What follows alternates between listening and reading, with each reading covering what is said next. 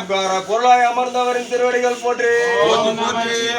மறுபெரும் மருந்தின் திருவடிகள் போற்றி. மறுபெரும் ஜோதியின் திருவடிகள் போற்றி. அண்ணாமலையின் திருவடிகள் போற்றி. சத்குருநாதனின் திருவடிகள் போற்றி. பாபாவின் திருவடிகள் போற்றி. பாபாவின் திருவடிகள் போற்றி. மௌன வித்தகனின் திருவடிகள் போற்றி. மௌனமாய் அருள்பவரின் திருவடிகள் போற்றி.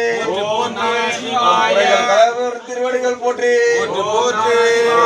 நாதனின் திருவடிகள் போற்றி. சிவத்தின் திருவடிகள் போற்றி.